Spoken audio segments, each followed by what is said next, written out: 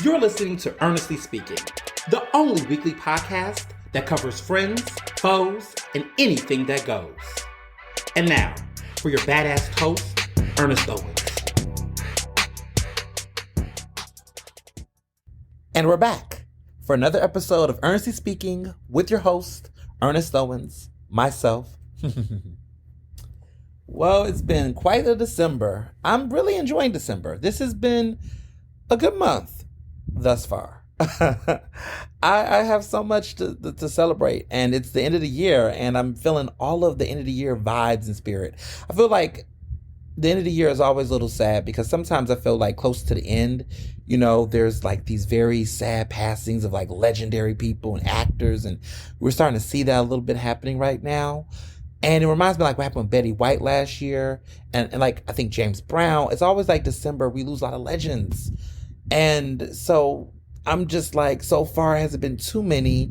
But, I'm always like vigilant around this time, around that. But there's holiday parties and there's lots of joy in the air otherwise. And I just got back from Delaware. It's been a lot of birthdays. There's a lot going on. But I went to Delaware. Like I planned to. I was in Wilmington with Mr. Johnson. Cute little, I guess couples, escape. We do this every blue moon. We get an opportunity to go somewhere fun and, not too far. I like a good staycation situation, but, we had a nice little getaway in Delaware. We was in Wilmington, which a good friend of mine likes to say Wilmington because it was this horrible jerk who was like married, but also like talking to my friend. His friends, was cool. And they all knew this man was like, well, he was about to be engaged. Well, he was engaged, but he got married. And she found out because these motherfuckers was on YouTube being couples and shit. These couple Instagram, YouTube relationships. I don't like that. None of them are goals to me. I just feel like it's awkward. It's weird. Who made you the king of whatever? It's just not the thing. And, we're going to talk about Mr. Jackson later down the line, but this is why we don't do these types of things because it's always a facade. It's always fake. Like there's a guy, I'm going to say it, out in Texas. He with this girl married, trying to act like they're the perfect couple. But like, I know that he's gay. And there's nothing wrong with being gay, clearly. But like, dude, you out here doing other things, but you out here playing these games. This is what I'm saying. Like all this influencer relationship stuff, but that's not, anyway. My time at Wilmington was beautiful. It was a good time. I went to Hotel DuPont. That's where we stayed. We were in a lovely grand suite. You all saw it on Instagram. Got a chance to really, enjoy the hot tub and just relax. It was so quiet. Delaware is so chill, so quiet. It was a nice area we was at. It was real relaxed. We had dinner at La Caviar, which is this really, or La Caviar? I think it's La Caviar. Very nice restaurant. I mean, the best restaurant in Delaware, if I do say so myself. Probably one of the best restaurants in the area, period. According to Philly Mag. It's one of our 50 best restaurants.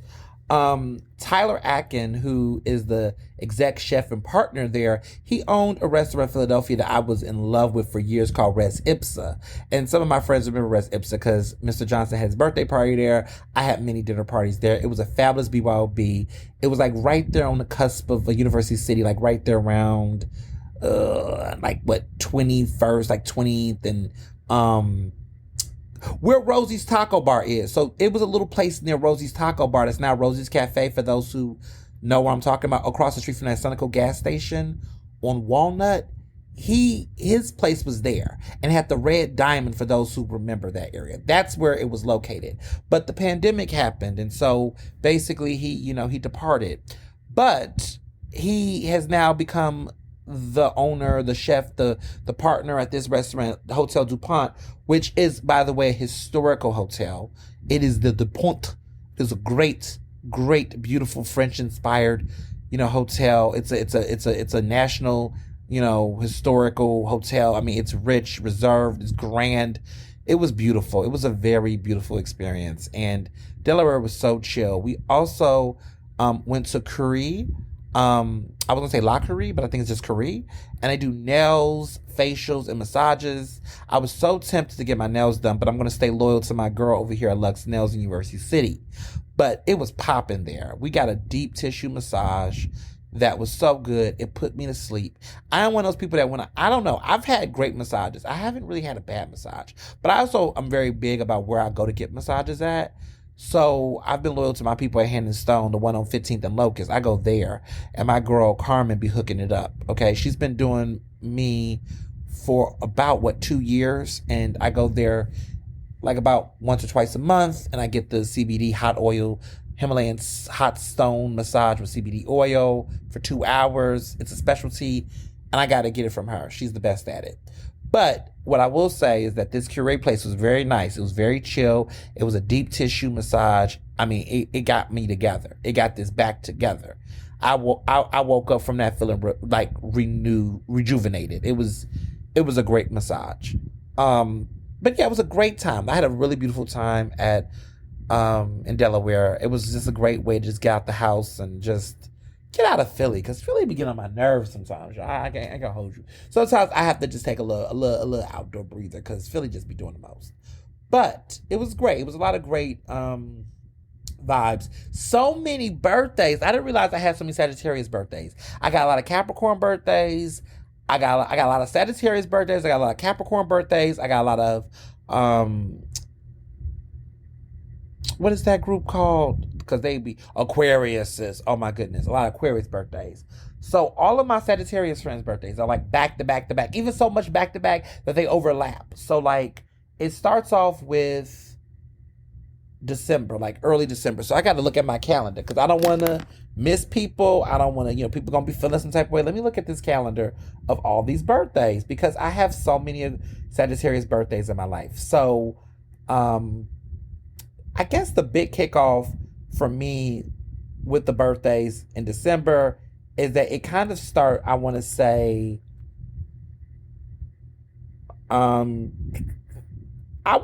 it starts Wednesday the 7th, December 7th. So my lawyer's birthday is on that day. Then I got the 8th, which it begins again. That's Jessica's birthday. Then on the 9th, I got my girl Cindy Wynn, who I went to high school with. Jess and I knew each other since college. She, she's staying fertile over there in Texas. She lives in Houston now. Her birthday is on the 8th. Then I got Cindy, who's on the 9th. And then my girl Lauren is on the 10th. We had a beautiful birthday dinner for her at Restaurant Alexander, which I can't get enough of. I love Restaurant Alexander. And then I want to say the 13th, of course, the 13th, that's Taylor Swift's birthday. But outside of Taylor Swift, my girl Nina, oh my God, her birthday is on that date. But there's so many birthdays, y'all. Like, so many birthdays. So many Sagittariuses in my life. And all their birthdays, like, stacked on each other. That's the same way with, like, my birthday situation in January. I got a bunch of Capricorns. My mom's birthday, Amanda's birthday, Josh's birthday, Gio's birthday. They're like on the same week. We ain't gonna talk about R. Kelly, his birthday around that time too, but we don't acknowledge him. But Mary J. Blige's birthday is around that time. All the Capricorns in my life, their birthdays are back to back. Then we got the Aquariuses. So you got back to back. You got Manny. You got Sharon. You got, well, I don't really talk to this other person anymore. But my anniversary is the day before, which is on February 13th. And that's our anniversary, Mr. Johnson and I. His birthday's on the 17th of February. So I got a bunch of Aquarius birthdays then. And then, Pisces, my brother, one of my younger brothers, his birthday's on March 11th. And then there's a bunch of other birthdays down the road. But like those are like the major crowding. The crowdings happen in December and January and February for me. So when people be asking me to go to stuff, child, my calendar booked, baby. There's dinner parties on these weekends. I'm booked. I can't do it. I can't go. I got parties I know January about to be crazy.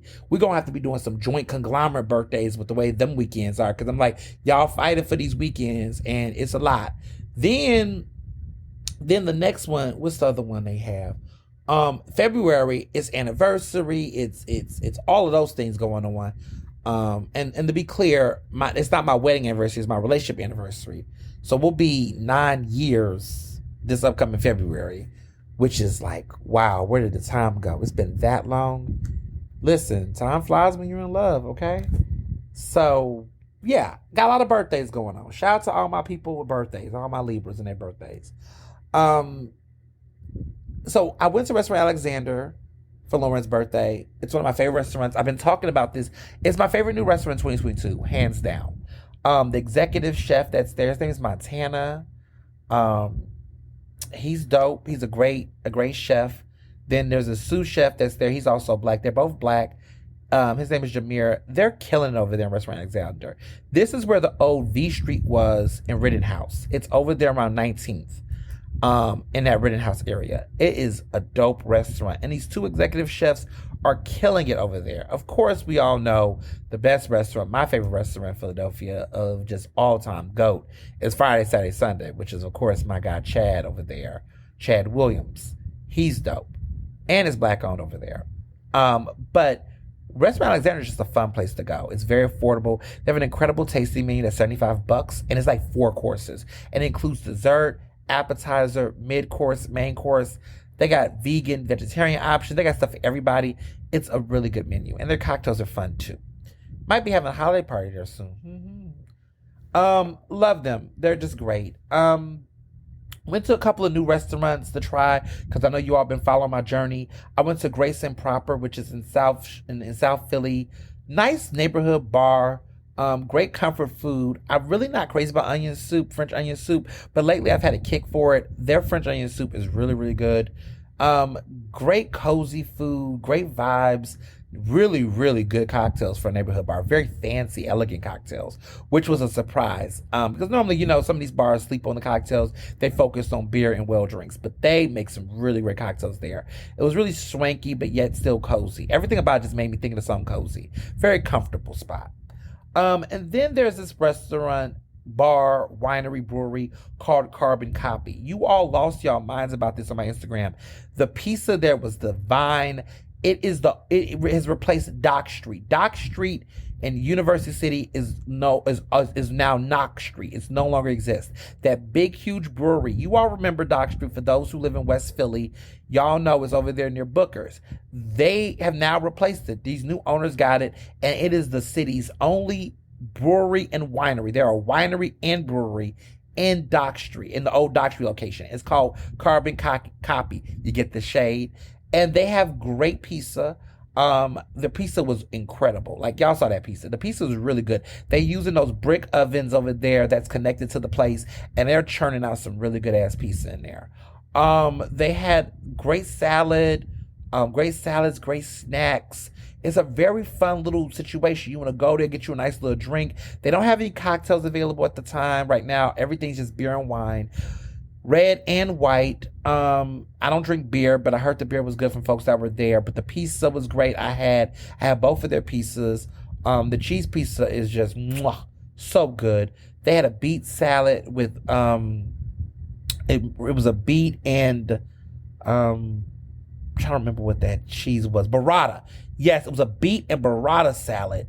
That was really fun. And then they had this really good spicy, like, habanero type cauliflower situation. You're going to get a lot of great vegetables done up sexy. I just remember that aspect of it that I really, really liked. So yeah, that was fun. And yeah, it was just a really, really great time. What else is going on? I mean, birthday parties in my life. Book marketing is taking off in totality. We're really starting to lock in some dates for a book tour. I'm feeling better to say. I'm going to start saying, I think I can start saying it's a book tour. Not fully ready yet to put it on Facebook or social yet, because I know y'all want the roster. Y'all going to be like, where is it at? Where we going to be? Listen, that will be coming soon. But there is a book tour. I can start saying the word tour because we are booking and confirming and locking enough dates for me to call it a tour. Now, some of y'all, the people saying the word tour and you at like 1 or 2 venues. Nah, my rule of thumb is that I have to, in order for me to call this a tour, I have to have at least 5. I definitely have succeeded 5 bookings in locations, and the tour is in other locations outside of just my one home city. So I am ready to call it a tour because we're in different parts of the country, West Coast, East Coast, the South. We're all over, okay? And we're really locking in these dates. And so now I can feel comfortable calling it a tour. Yes, the book tour is coming. It is coming. You're going to get dates very soon. Rosters for all of those who listen to Earnestly Speaking in different parts of the country. You ain't going to have to fly out to Philly to everything. You can come to some of the other things I got going on. I got stuff going on in where I'm going to be. I mean, I got stuff all over. So to my national listeners, we're not international, not there yet, but we are national. As far as the tour date, there will be a lot of fun locations across. So if you're nearby a city or a state in one of these areas, you know, you don't have to go too far. You know, if you're in DC, don't worry, we got you. You know, my Boston, Harvard people, we got you. Okay, no more dates. But there is a lot of great stuff coming. So just prepare for that. I'm super excited about it. And yeah, that's taken off. I mean, I just approved some discussion questions for book club. So around my book, there's going to be a lot of book club discussions about, people want guiding questions for book clubs that they might want to do. There is some interest. So we're going to bookstores. We've created a really strong list of about several of great books that I'm working on right now. Not books, but book questions. A lot of people have asked me questions about, will there be book clubs? And if you had a book club, what kind of questions do I want people to talk about regarding the book? So I have a lot of different things on my mind, actually. And so this is one of those things I'm going to be working on, pertaining to it, which I'm excited about. I think that I'm curious to see what people think about the book and what they take from it and how they connect to the topic and what they want to do, for sure. I think where I stand with it is it's all about getting people excited and talking about this in a way that makes them uncomfortable and, coming from that mindset of it. Like, I want people to get really excited and debate each other and have arguments about it. Maybe some people agree with me. Some people may not agree with me.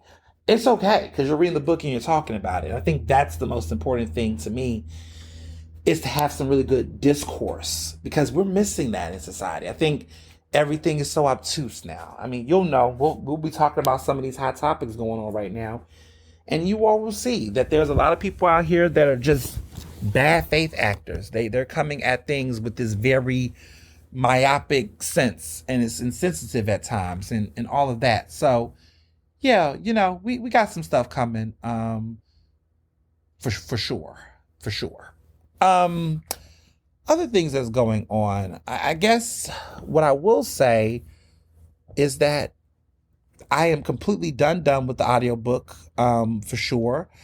The audiobook is done. I did the redos, which is basically when you do an audiobook the first time, there are things that you don't catch when you do it. There's people that may read, they may listen, they might hear an error, or maybe you rushed over a word or something. So you have to go back to the studio to do the redos. And it's not that long. It's not as long as reading a chapter from a book or anything. Pretty much you're just basically, reading over a certain word or a phrase or a sentence because maybe there was some background noise or something that you didn't catch. But yeah, so I did that. It didn't take me that long too. It was just probably like an hour, I think, they had to do the redo, and just read over some parts. But it's done. The editors got it. They're going to master it. And we off to the races, okay? So that's definitely something I'm super proud of. I'm really excited of, and I like for me. And, yeah. So Instagram, dinner. Oh my goodness, Sunday supper. We're in the grand finale with our close friends. Of course, Mr. Johnson and I have been doing this series for several months now, several weeks, and now we're down to the grand finale of this. It's not a restaurant.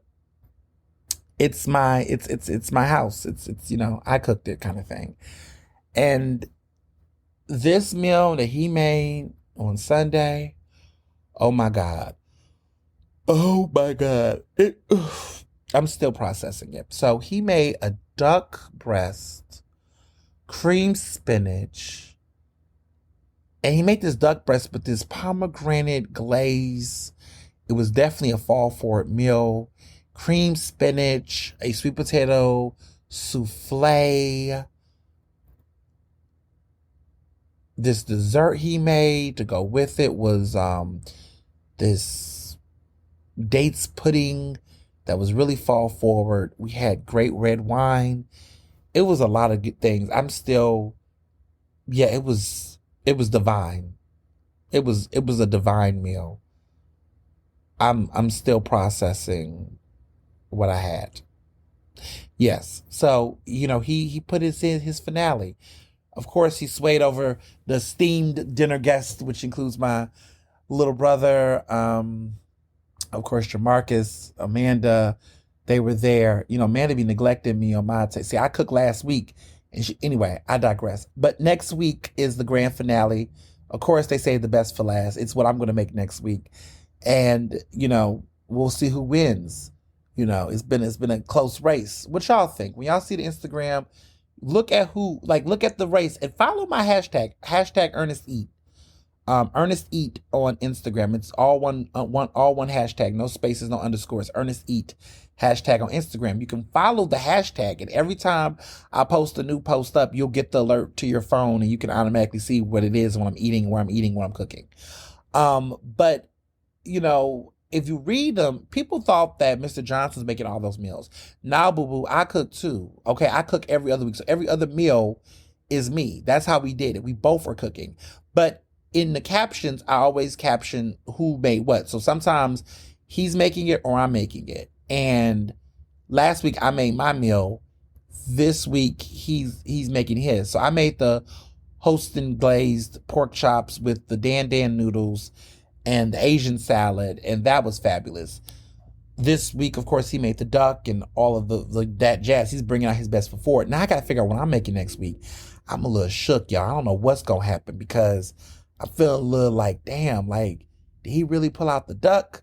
So I got to figure out what I'm doing next week. I have some ideas in my head. I have confidence in my culinary abilities. I'm going to definitely have to pull out the big wigs because I have to really, I'm going to have to pull out the big wigs and figure out what I'm going to make. Because I at first was going to be cute and casual, but now I feel like, wow, you brought the duck though for real? It's time to take it to the next level. It's time to take it to the next level. So I got to figure out what I'm making and how I'm going to put it all together to win this grand final finale. So we're going to see. We're going to see, across the board. But yeah, so many things that, it's a lot. So let's get into these hot topics. Cause I know I've been, thinking a lot about what I want to talk about in this podcast, this episode, and there's so much going on. So let's just start at the beginning. Georgia runoff, it's great, right? The good news is Warnock won. We all knew that Herschel Walker was going to be losing. I'm going to tell you something. I'm a little surprised by how close that runoff was, though. I don't understand why each of these races, this man is like, but then I have to remind myself, it's not about him. It's about the Republicans. These Georgia Republicans are really gasping because Georgia is now a battleground state, y'all. Georgia is officially a battleground state, which is beautiful because for so long, we just never thought Georgia could do it, right? Consistently. But Georgia is a battleground state. I think that we can officially say with as many issues that we're seeing in the Senate, the fact that Democrats can win. And we got to give Stacey Abrams credit for that. I mean, at the end of the day, what she did, her legacy in electoral politics was that she took a state that we all just thought was going to always forever be red, and she turned it out. And she did it because she recognized that it's a city like Atlanta, right, has the power to switch an election. We need to really engage Black voters, and we got to engage them in those areas, right, that they're hot in.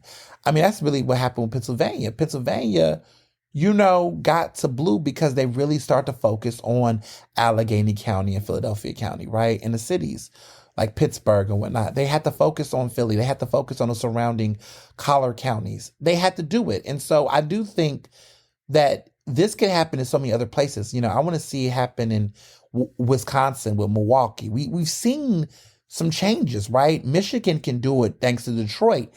we can see these states, completely become blue territory based on it. So I mean, that's one good thing that came out of this. The one thing that I will say that has been annoying is Kyrsten Sinema. This is what we mean by white moderates. This is what MLK talked about. This is why there are people in the Black LGBTQ community that don't fuck with some of these white women in the LGBTQ community, because these are the types of people that will use their identity and then turn around and support and do things that are detrimental to the rest of us. It's total anti-blackness. It's total pettiness. So what I'm talking about, for those who do not know, is that Kyrsten Sinema is now going to make herself an independent, which now does not give the Democratic Party the 51% majority that I believe is striving for or strove for now, because now she's going to act as an independent. Now, she says she's not going to become a Republican or vote as a Republican, but she's not going to identify anymore outright as a Democrat. So as a result of that, that's going to put a stinker on some of the progress, because here's this moment where this black man, Reverend Raphael Warnock, is having a victory lap to bring us to that 51 state situation. And here she is doing this malicious ass act. So it's just disgusting. She's trash, and I can't wait till she gets primaried. I can't wait till 2024. She has to go. The Republican political establishment, the Republican Party don't even care for you, girl. They don't even see it for you. And for you to be taking this stride, it's not because she's dumb. Let me be clear. She's not dumb. The reality is that from reading about her and hearing about her politics, she is somebody that came in swinging as a liberal and then now is making these decisions based on financial interests. She's listening to private interests. She's listening to lobbyists and people that are funding and supporting her. Because a lot of these candidates and these political candidates, these congresspeople, these senates, they don't make their millions being an elected official. They don't get it from being in the seat. They get it from what their position and their power holds to lobbyists in these groups. And they're allowed to basically fundraise in certain ways that allows them to make money. They are allowed to advise and be counsel to these people. There is no real conflict of interest line that's being driven. And these people take these side projects and deals. I mean, even in Pennsylvania, like people like Brian Sims would take these paid speaking engagements from corporations, and he would be out here being an attorney part-time for certain law firms, but it would keep him a retainer even if he wasn't really representing them, but they was using his clout as a way to lure clients. I mean, it's disgusting. But there's a lot of people behind the scenes doing stuff like this, have these outside positions, these board positions where they're getting paid. Love Derek Green down, but he's a corporate Dem. Derek Green has had a bunch of other outside gigs outside his city council job, even though he was a city council president at large. And even Cheryl Parker, right? She's running for mayor, and she's got all these lobbying firms and consulting contracts while she's doing it, talking about she should make be able to make a living. I mean, sure, but why are you working with these type of lobbying firms? I mean, there's other things you could be doing than that. It's just baffling to me what people are doing and how we can easily question their integrity at some point. I do question politicians having discernment in situations that really, invades that. So, not saying people are crooks, not saying at all. I'm just saying that why put yourself in positions where it's questionable? That's kind of how Kenyatta Johnson got into political shit he was in. That's exactly, how, people like, I think of people like Bobby Heenan, right? Consistently in these weird positions where you're looking at what they're doing, you're just like, you're getting paid, you working, you looking like you the whipping boy of Johnny Doc, which he clearly was. That's what happened. He's disgraced. He's convicted. He's no longer in his seat because of that. Jail time might be in the way. Sentencing might be coming. It's not a good look. But I see some of these deals, and I'm like, that's why. Joe Manchin, all of them, they're just corporate. And they try to act like they have some level of some serious political thinking, but honestly, they go where the money go. So, Kyrsten Sinema, hater extraordinaire. That's how I feel about her. That's how I feel, period. So, some of the best news this week was that Brittney Griner, who's from the WNBA, female basketball player, proud Black queer athlete and woman, she has been released from Russian authorities. She's now a free woman. She's back home in America where she belongs. And she's back to her wife and, Black queer love. I'm happy. I'm happy that she's free. We talked about her earlier this year, and it has been nearly a year, it feels like, since, she was taken, unfairly, in Russian authority and custody. And it was disgusting because they was detaining her on something like some hash or some crap. Honestly, this was a political play, and there was a trade, a fugitive trade. It was a trade between, to do it. They had to trade one prison for another. They gave up some arms dealer, and in exchange for Brittney. And to be quite honest, cool, because to where I stand on it is that there's no, when we say defend Black women at all costs, when we say defend, Black people, when we say this government barely gives a shit, this was a moment where we saw our government, in many ways, come through and support one of our very own. We never see the government show up for Black people in that way. Barely. Not in this way, And it was getting a little scared. I was getting a little worried that Brittney was never coming home. But the fact that she did is an achievement. And it is definitely a crowning moment for Biden. It is a major victory for Biden. It has, the same, not the exact, let me be clear, because I know people are going to run with this. It does not have the exact same feeling as when Obama, of course, captured and killed Osama bin Laden. But it has that same vein of victory, of American victory, that we was able to bring back a beloved public figure, someone that we knew, someone that was clearly put in unfair position, and we was able to bring that person back before Christmas in time for the holidays. And the fact that it was a Black queer person and a woman, all of those marginalizations, the fact that that happened and Biden was able to pull that off, that is a victory. Russia is extremely homophobic. They're very sexist and clearly racist. And the fact that this government was willing to pull out the stops to bring this person home is just, it's a Christmas miracle, and it's a gift, and it's a blessing, and it's great news. And that's how I feel about it. There's always going to be the dumb ass misogynists, the hoteps, the dumb fuckers, the haters, the bigots that are going to find some way to steer the conversation somewhere else. Guys, let me just say that at some point, we, smart people, listen up. We have to tell people to pipe the fuck down. We have to tell people not today.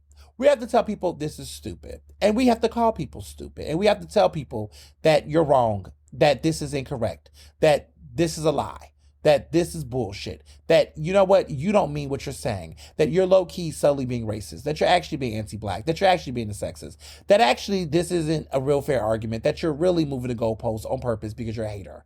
Because I'm going to say all of this. If this was LeBron James, we would not be having any conversations where people want to pretend to be international diplomats bringing someone home, okay? If this was Tom Cruise, we would not be having the same conversation. The mental, gymnastics that people have to do to try to find some level of fault, trying to pretend that they're intellectually savvy. You don't know anything about international relations. You know nothing about geopolitical affairs. You know nothing about those things. You don't know anything. And if you did, you wouldn't be fixing your mouth for saying anything. So there are some dumbasses that have decided to say, well, we traded an arms dealer. Was that worth it? I'm sorry. What the fuck are you talking about? Is this an equal trade? Do you even know what a fucking equal trade means in a hostage situation? Are you dumb? The conversation of, well, it's an arms trader, that, that's a terrorist. I'm going to bust your little bubble a little bit. But let me tell you something about the United States. And let me tell you about trading people. The United States have traded people for decades. I think you all should watch the movie Argo. Maybe you'll learn something about what was going on in the 70s with contraband and, Iran and Iraq. You should do your history on the Middle Eastern trades that have been happening for decades, including recently with Trump. Okay? Look up Al-Qaeda and look up some of those trades that were done. You'll be surprised how many times the United States have given arms to terrorists legally. But you want to talk about arms dealers. You want to talk about one motherfucker that was traded. You don't think Brittney deserved that equal trade? There's no such thing as an equal trade in a hostage situation. Okay? You don't think that black woman deserved to be traded? You don't think she deserved that? You don't think black women matter? You don't think queer people matter to be traded? You don't never say about anybody else? When the last time you spoke about a hostile trade? Do you know what arms deals are? Do you know that the United States is one of the biggest countries that hold the most arms? But you talking about arms trades. You talking about arms trades. Ooh, arms dealers. You know how many weapons we have? How many people have given... Shut up. Shut up. You don't have it. You don't have the range. You don't know what you're talking about. You just heard the word. You read one statement online. You read some stupid press release that went viral on Twitter. You think you're an expert. You read the same thing we all read. You're dumb. You don't make sense. It's not true. Leave it alone. Hurt their feelings today. Hurt dummies' feelings today. And what I mean by dummies, right, I'm not talking about people who have actual learning disabilities, right? Because having a learning disability does not make you dumb, right? But people who woefully choose to be ignorant, people that choose to think obtusely, people that choose to form bad faith arguments, let's be clear, okay? There are people out here that choose to speak stupidly on purpose. They want to move the goalposts. Just say you hate black women and keep it moving. You would be way more plausible if you could just say, look, I hate black women.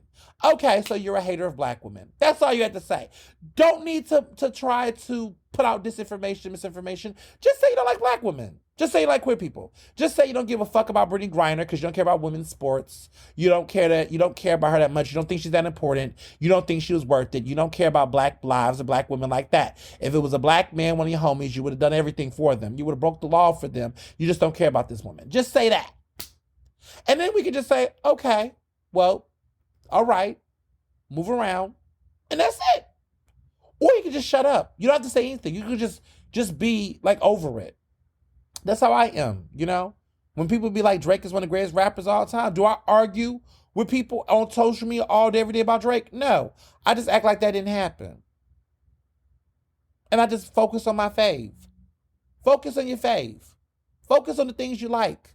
Don't spend so much energy unless you're being paid or you're hired, Don't entertain things you don't like unless it is something that you're bringing to the table that you want to dismantle in a way that's about injustice. So I don't like racism, so I'm invested to dismantling it because it has actually caused a crime. Brittney Griner getting her freedom does not impact you in any fucking way. And it's not going to change the state of global affairs regardless. My God. Black women have endured in this country so much shit. The least they could do was free. You think that we was in any less harm or danger behind that trade? Do you understand global international affairs? You don't. You don't. You don't even know how to spell international. It's okay. You don't have the range, baby. But to all the people that want to sit up here and wake up and become a global affairs expert, but was the same people that was always acting like, yeah.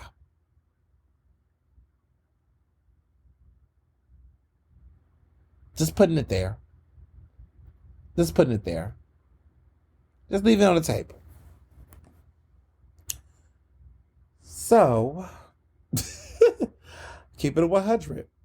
Trump organization has been convicted. Everybody's been asking me what I think about this. I haven't really talked so much about it on social media, but I do think it's a pretty big damn deal. Let's be clear. Because it is a damn deal, right? To be clear, this week, a Manhattan jury had convicted Donald Trump's company, not Donald Trump, but his company, on all 17 tax fraud counts. Okay, this happened earlier on last Tuesday. The ex-DA Cy Vance, who brought the original case against the Trump organization, he was happy about that. It was 10 days of math-dense testimony. And someone just said it was a common sense decision. And a lot of people had mixed views about it, right? But they did the math. And it was a lot of math. Most of that trial, I followed some of it, kept notes, got some insiders who told me some things. But they just said it made sense. And they convicted that company of 17 tax fraud charges. Now, the former district attorney, whose name is Anthony Cy Vance, he's the one who brought this up. And he really thought they did a good job. There was a lot of spreadsheets. Okay, there was corporate liability law, which people was like, what the hell is that? It was a lot of conversations. There was a lot going on in that case. It was pretty much a slam dunk case, People were forced to testify. A lot of people was betrayed. But to be clear, there was a lot of conversation about wrongdoing until things got real, right? So Weisselberg, who was the man who was really a part of these conversations and was who did testify and spoke, he did not actually in the event. His name is, he was the ex CFO. Let's be clear. So some of this, the important thing to understand was that the longtime financial executives, which was Alan Weisselberg and Jeffrey McConney, they were the ones who handled the payroll and tax reporting. Now, this was all brought about to figure out if this company, was a fraudulent company, which we found out it was. Now, he took a low jail plea deal, Weisselberg did. And, when he was on the stand, he talked about his own wrongdoing. He took the fall and was found guilty, but he took a deal. However, the issue was that he would not implicate Donald Trump, who was with that company since the 1980s. He did not get into his 3 eldest children, which is, of course, Donald Trump Jr., Eric Trump, and Ivanka Trump, who have served as executive vice presidents. He did not get into that. And that was just interesting. He kept saying, in behalf of, but he would not nail them. But clearly, Donald Trump had a lot of strong feelings, but apparently the jurors were putting that aside to focus on the case as is. According to CNN, they said that one of the jurors said that they referred to Trump as like, quote unquote, Bob Smith when they discussed the company's owner, because they knew just saying Trump's name was triggering.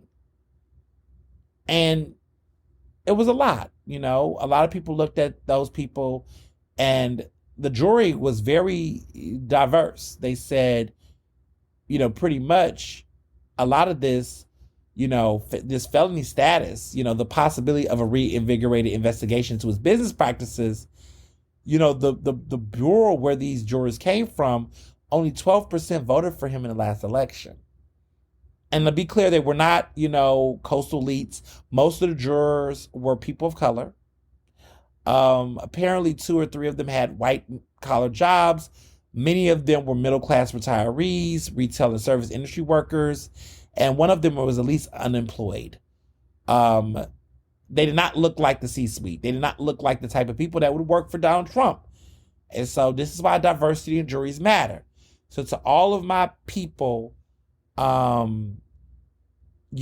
are out there, I want to be clear and tell folks that Black and brown people, this is why jury duty matters.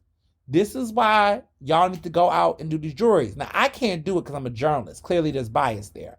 But a lot of y'all that skip jury duty, this is why jury duty matters. Get your ass out there and go to these jury duties, because a lot of times people really do sleep on the power of being able to be in that room and put your foot down. I think that's the reason why, Kenyatta Johnson was able to beat the feds. I got to be real with you. I was surprised. It was a shocker almost that he was able to pull it off.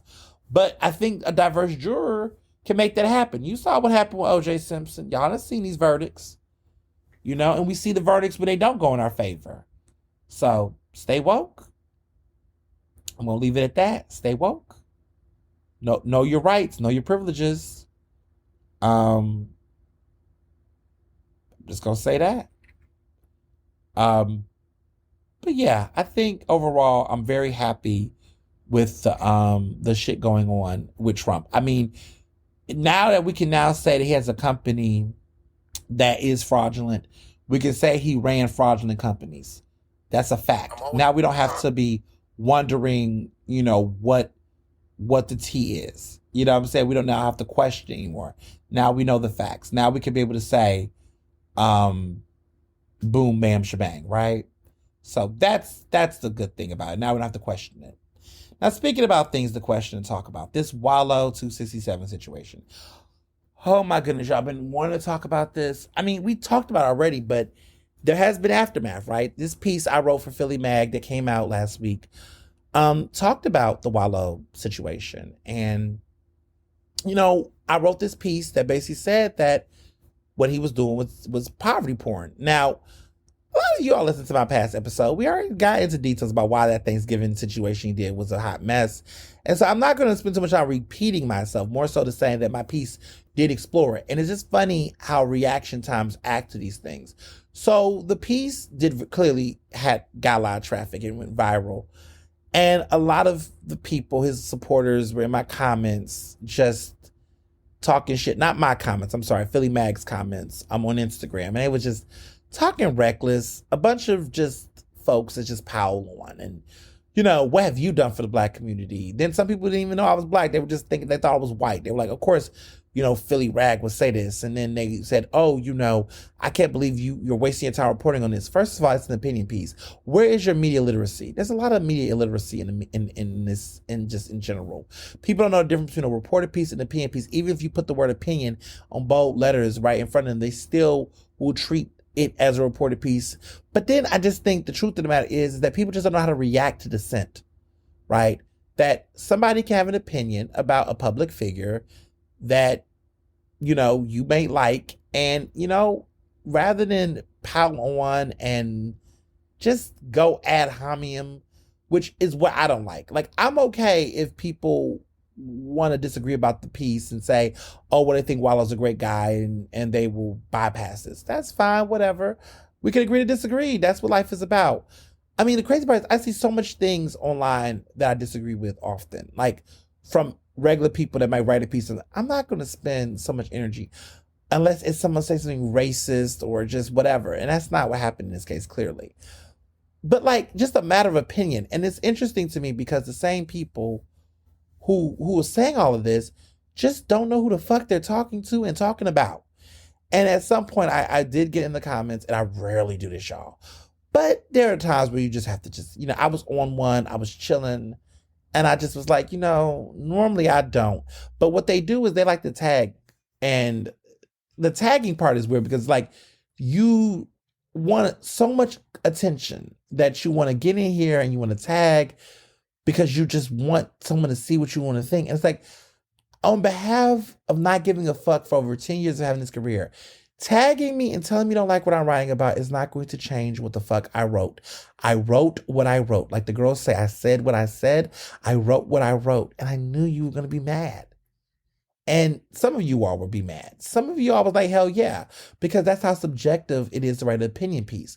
For all the people that was in their feelings, there was a bunch of people who shared it on their stories and got on my comments online and hundreds liking it and was like, yes, this is what's up. Yeah, I agree. Or yada, yada, yada. Like, trust and believe that I know that I'm never going to write anything that's going to have a 100% approval rating. I'm not in the business to seek approval rating. What I'm in is to provide context. I write pieces that sometimes make people uncomfortable. And that's what writing does. And to be a Black queer young person that has the ability to write what I think about the world and people, and different people that do not look like me, majority, or live how I live, can read that and to feel it and think about it and reflect on it, that's power. And so just say that you don't, because there's a bunch of people out here, white Republican writers and conservative voices and Trump loving supporters, they always get a platform to have their opinions and say what they want. And you don't see this swath of like certain Black folks, right, in our communities that give them the energy. But there's always this weird, hyper paternalism when it comes to young voices, specifically Black ones, women voices, young Black women voices, and Black queer folks voices, that somehow when we say something or we take a position, there's this opinion that not only can you not have the opinion, but you shouldn't have your job or your position to have it, that all of the things that they say they don't support within council culture, they actually embellished council culture in that kind of way to try to do it. It's the irony of it all. And it's also very Karenish, and it just goes to show you that these people know how to do it when it's convenient for them and when they want to do it. And that's what it is, that's what it is, altogether. Mm, mm, mm, mm, mm. So I'll say that. But, long story short, I did hear that in city council, they were trying to draft a resolution from Kenyatta's office for Wallo they wanted to propose a resolution to recognize Wallo and I guess Gilly the Kid for their contributions to Philly. Well, based on my piece, they've apparently postponed that giving of that resolution due to the controversy. And to what I've heard is that they may not even be giving him the resolution in the City Hall chambers to avoid some of the black back blow of what has taken place since this incident that happened on Thanksgiving. So, but I have to say this, and Kenyatta Johnson is a guy that I do find really well. But one of the things I will say is that can he slow down with all of these damn resolutions and city street signings? Like, I feel like everybody over there getting a street sign and a resolution for doing the bare minimum. And it's just at some point, can we do real resolutions? Can we, enforce, conflict interest rulings on zonings in your district? No shade, but I'm just saying there's just so many other things that can be done in that district that is not just consistently doing what I call that time of the year where you want to brown nose and give everybody a resolution because election is coming up and everybody wants to brown nose and ask kids all these people. And let me be very clear. I'm not saying Kenyatta is the only person in council that do it, but it's just sometimes when I look at the number of silly resolutions and street signs and street namings and all these little things, I'm just like, at some point, the campaign to do all that because you was fighting charges, it's just so insincere. And it's a side of politics that disappoints me because that these people can legislate better and do way more. I mean, there's a fucking gun violence crisis. And we're sitting over here doing all of these silly ass resolutions and acting like we can't do anything about it. But I guess another, peace visual gun violence march and rally is all we can do to do ceasefire. Let me not go off. I'm just saying it's very interesting. I'll say that. So, moving along, this mayor's race is a mess. And I've been thinking all this week. I have a piece coming out, Philly Mag, this week that's going to talk about this. I know you all feel overwhelmed. And you know what? I'm overwhelmed too, or annoyed, or bored. I'm not overwhelmed. Maybe I'm bored. I don't know. I just feel like every week someone's going to announce their run for mayor. Like Almond Brown is going to be announcing very soon. There's going to be a lot of this. And I'm just about tired. It's about roughly 8 people running for mayor. And most of these people are just like, oh my goodness. So I'm at this point where I'm battling how much should I write about this or talk about this right now? Should I give this many fucks? What are we doing, right? So what I've realized is that, to be honest, all these wannabe political consultants and insiders and stuff, they're the only ones who really care. Right now, this race don't mean shit. And I'm going to tell you why it don't mean shit. Because a lot is about to change in the next 30 to 60 days that all the things you're thinking about right now is going to be irrelevant by then. So why waste your resource, your energy, and time focusing on it? So here's where I stand with this. I'm going to tell you all how this really goes down. I'm going to put y'all on game as a political journalist. I'm going to put y'all on game about what y'all should really be looking forward to. Because I'm at this point where I realize all these announcements, all this smart, all this hype, I don't give a fuck. Let's keep it 100. The end of January 2023, there will be a campaign finance report.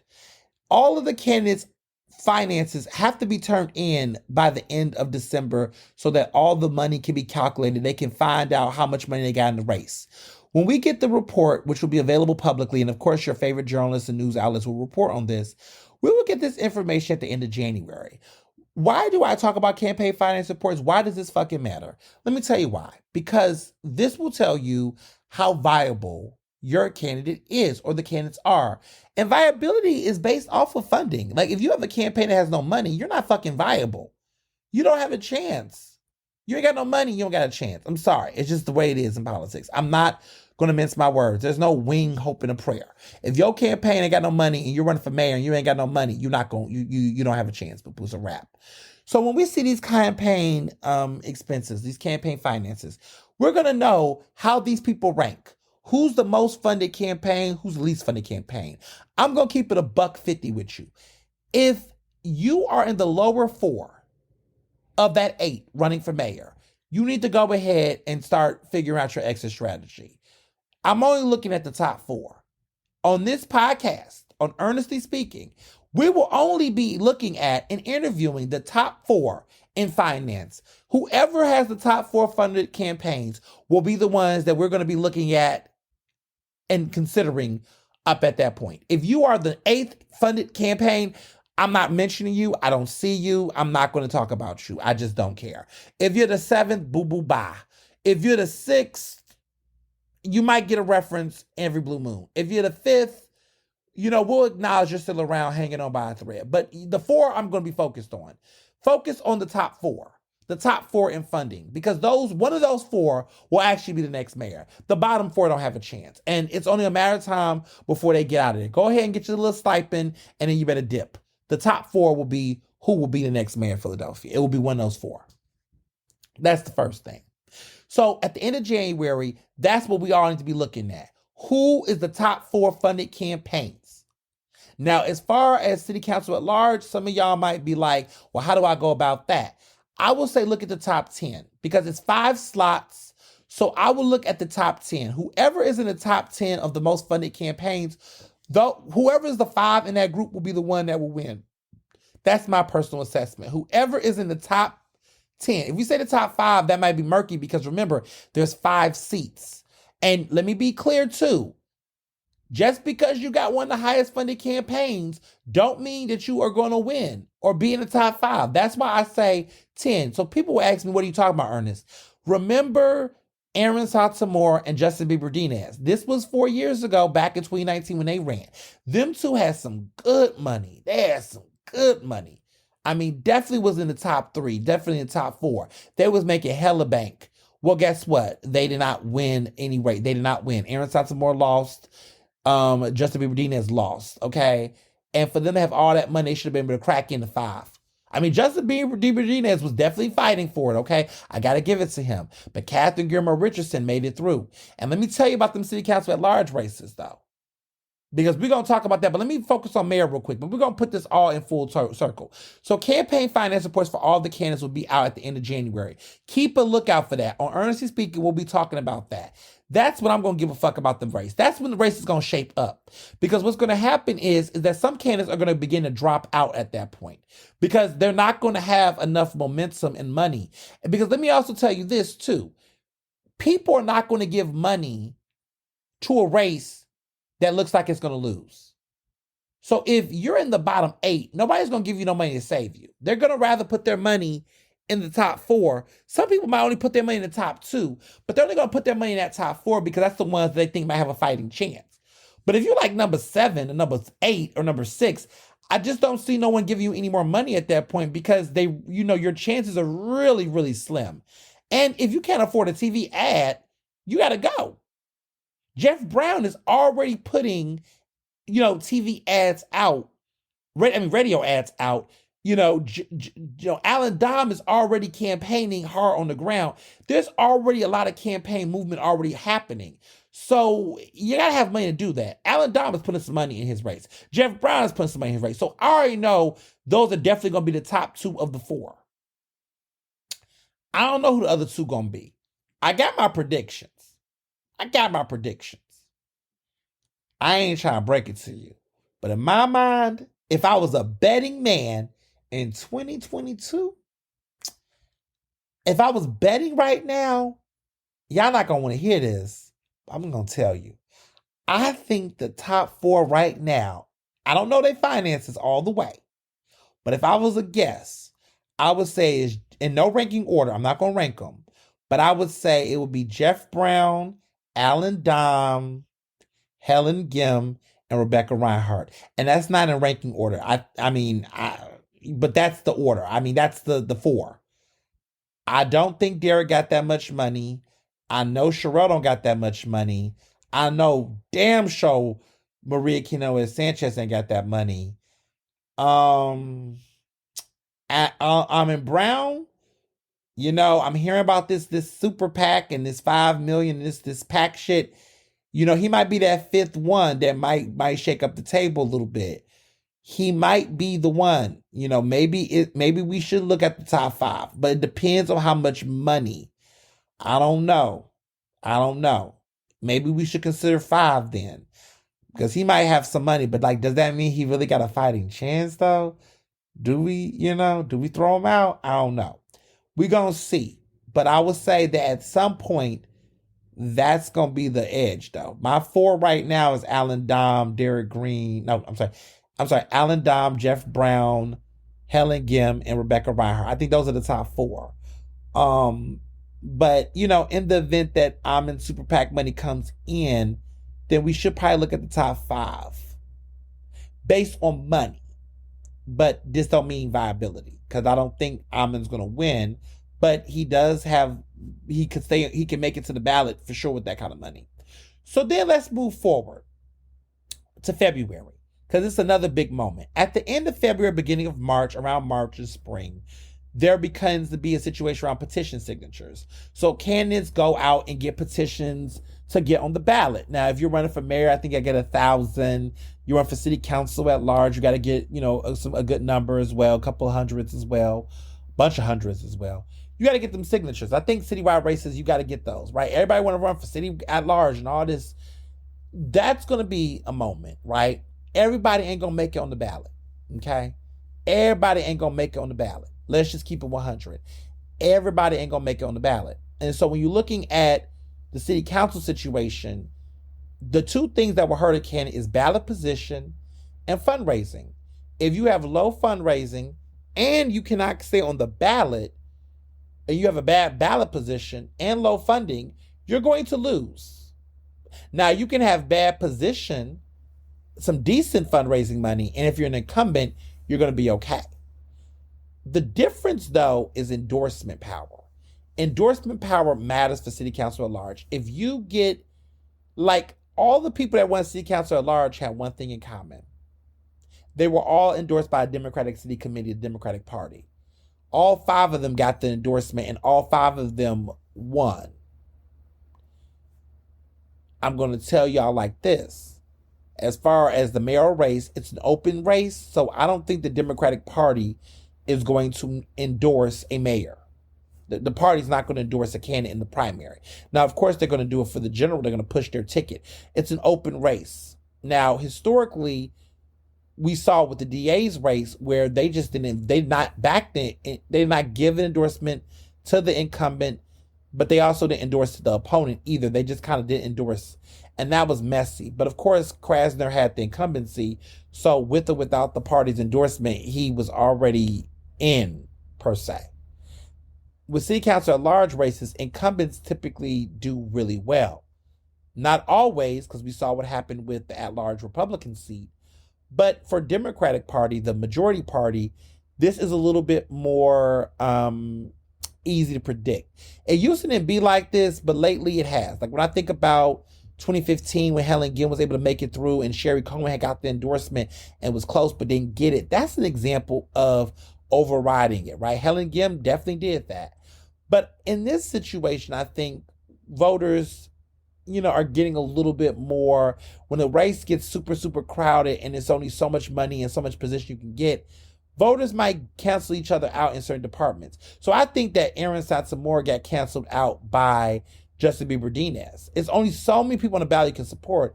And when you have more Black women and interesting people running, and you got coalitions behind certain folks and also incumbents backing those people in those seats, it gets even more complicated and challenging.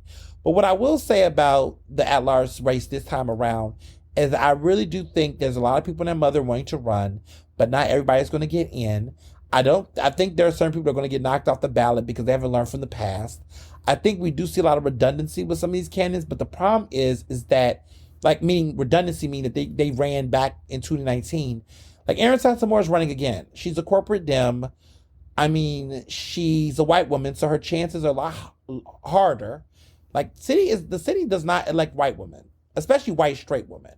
Now, I hear that there's a Rue Landau who is also queer. She's a lesbian woman. She's a longtime attorney, civil rights, advocate, nonprofit leader, She is trying to get that Democratic nomination. She's trying to secure a gay vote. She wants to do the work that Sherry Cohen couldn't do, which is to actually get on the ballot so we can have our first ever openly gay city council person in the at-large position. Now, we know John C. Anderson is gay. We knew that. But John C. Anderson was not out when he ran and was in the seat. But people knew him, right? He was Michael Nutter's mentor, former Mayor Michael Nutter's mentor. I mean, people later found out. But at the time, that was not how he ran, right? So he doesn't count. We're looking for the first openly out person to be elected. And Ruth Landau wants to be that person now. Sherry Cohen apparently is trying to run again, allegedly. She's become a perennial candidate. She's ran, this will be the fourth time she's ran. It's been a lot of runs for her. Or fifth, maybe, because she also didn't. It's been a lot of runs for her. It could be interesting what she'll decide to do. I know there are some progressives who've been trying to talk her out of running because the concern is that they blame her for why Nicholas O'Rourke did not win, because when she ran as an independent, they said that she ate at some of the votes that could have went to Nicholas to give him the competitive advantage to win alongside Kendra for Workers' Families Party. He is running for re-election, Nicholas O'Rourke is, so there is speculation that this time will be it for him. I think he has a high chance of getting city council at large if David O., who is currently, the rumors he's considering mayor, another one, if he decides to sabotage and forfeit his at-large seat to run for mayor, lose, of course, then that creates the Republican Party is going to have to find a candidate. I don't know any strong Republican candidates right now that anybody knows or enough. They're no longer the leading. There's more registered independents in Philadelphia than actual Republicans, which is why I knew that there was the pickings were ripe for Kendra to have a victory. I definitely think that there would be a higher chance for Kendra and Nicholas now to take over those seats, but there just has to be a lot of strategy. Working's Family Party got to get its act together. People just got to get their shit together to be strategic. The white progressives, I must say, are taking up space and getting on people's nerves. I'm just observing some of these people, how they're going to make the case in black communities. I hear of a woman named Amanda McLamary who is close to Reclaim. Some of the stuff that they have been saying and talking, I know that these Reclaim people have been talking shit about people like me. Listen, arguing black queer progressives that don't kiss your ass and want you to be their savior does not mean that those are people you want to fuck with. I'm not the enemy. I'm not, actually. But listen, keep talking shit and then you're going to find yourself losing even more races. But I'm not talking directly to anyone. I'm just talking that little cliquish group that be running that mouth and be talking shit and really being mad at people that are like myself, that is just yo, I'm not first of all, no white progressive in these gentrifying ass neighborhoods is going to sit up and be looking at me trying to talk me down. We got a lot of class reductionist type of white progressives that everything's about classism. They don't ever want to talk about race. They don't ever want to talk about, immigration issues, anything. Everything's about class because they want to be a socialist, and that's whatever. But the fact that in your pursuit of socialism, you don't see race and you think that class socioeconomic issues is the only thing that leads to it, but white supremacy drives that capitalistic framework. And if you're a racist, and you're never going to be able to fix racism just off of socioeconomic status and class differences. It's all of the above. You actually debate white supremacy, capitalism, and everything else. You just can't focus just on class issues. Okay, so some of them want to be like early Bernie Sanders, and that's why Bernie Sanders didn't fucking win. You gotta have some ability to recognize that. And some of the stuff that they be saying out here, they are a fucking fool. I remember this white class reductionist, because that's what I'm gonna call them. This dude sat and was like, oh, Ernest, why you sit up there in your ivory tower and look at us working class people? Motherfucker, what are you saying? What are you saying? The petty shit. Oh, you get to go to fancy restaurants. You think going to fancy restaurants make me the fucking 1%? Because I go to a fancy restaurant because a black person indulges in enjoy. Some of y'all out here are just so fucking myopic. Y'all don't know what the fuck y'all talking about. Y'all not even reading books correctly. So let me get this straight. A black man who dresses nice, who likes to go to nice restaurants and splurge, is the 1%, the priority, the profited, right? The class of elitism that you think is the ones that are there threatening you. Not your goddamn mommy and daddy who pay for your college tuitions for you to drop out of Harvard so that you can now, live and shop at Trader Joe's and wear a beanie and act like you're doing something for the environment. Let me read you the filth. Let me read y'all to filth because y'all all the fucking same. You dress the same, and you think because you're a vegan and you don't pollute, and you think you don't pollute, right? Well, meanwhile, your parents are like fucking up the carbon footprint of the world, working for banks and all the big banks and places, and you're ashamed of them, and you think that because you are the outball of the family, and you're staying away from them, or you got your racist families that live in Bumblefuck, Pennsylvania, and you're staying away from them, and you got these black friends, or you're dating a black person, that somehow all of a sudden you're so hip and you're so smart and you know better than some working class black man who pulled himself up by the bootstraps and made something for himself. I am the fucking American dream. And you're jealous because at the end of the day, the white guilt that you hold, you're trying to now overcompensate with it by trying to act like a socialist, even though you benefit from the capitalist system that you're trying to dismantle. And you won't call out your racist parents or anybody else about it because you know that at the end of the day, your progressive stops at your white privilege.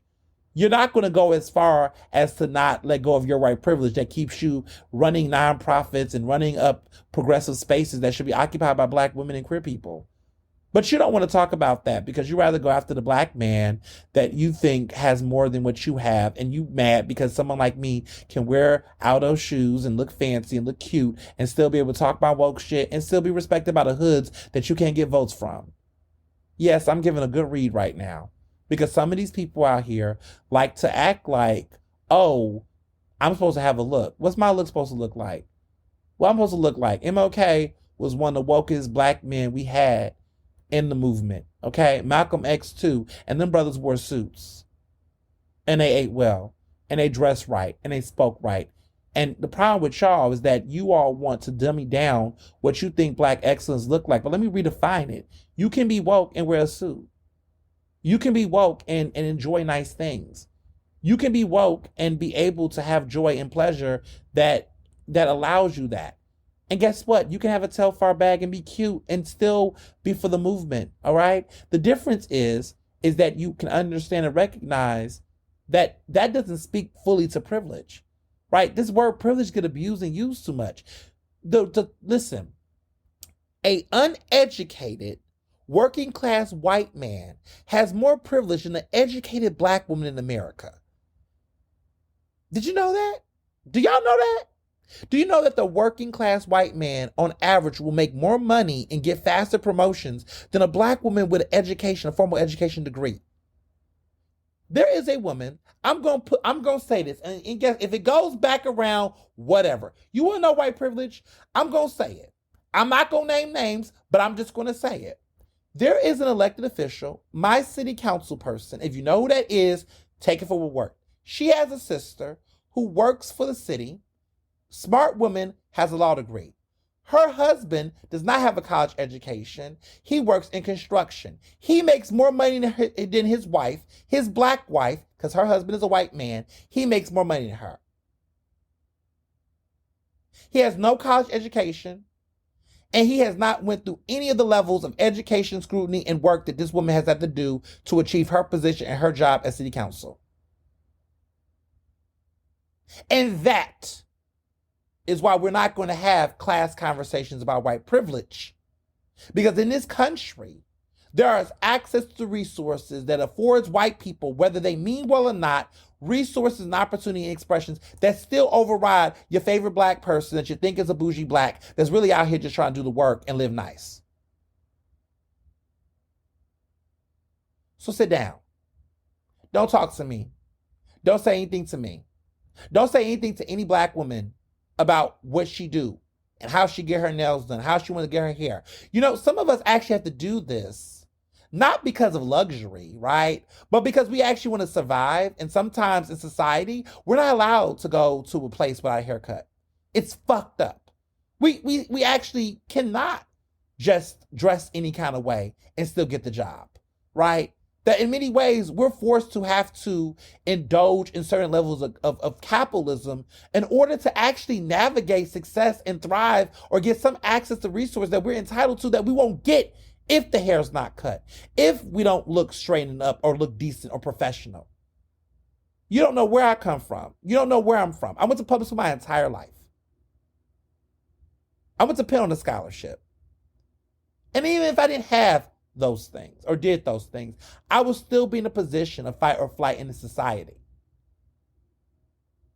We got black kids whose parents have to fork out loans and put their kids in fucking private schools and magnet schools. And people talk all about charter schools, and I hear it. But you know what, white people, in Philadelphia, you're not putting your kids in these public schools. You're living out in areas where you're not putting your kids in the same public schools with these black kids.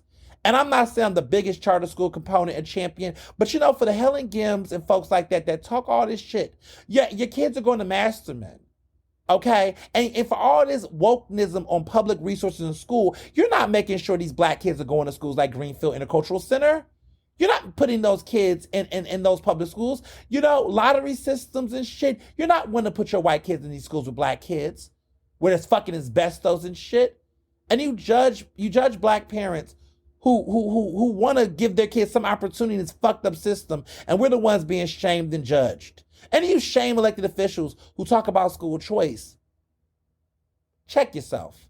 It's more complicated when you're living in that world. You don't know what that world looks like. I do.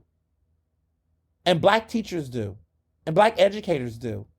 And when I hear so many people go on these rants about classism and socialism and all this stuff, listen, that ain't what it was about, and that's not how it was supposed to work. And what you're not going to do is gatekeep black people about where they're at and what they're doing.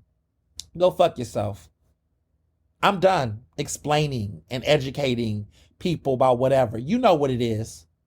Because when we go down these streets, okay, black man in a suit, black man driving the Benz, black man doing whatever, they're going to get stopped and frisked before you and your hoodie and your gentrified lifestyle would ever be checked.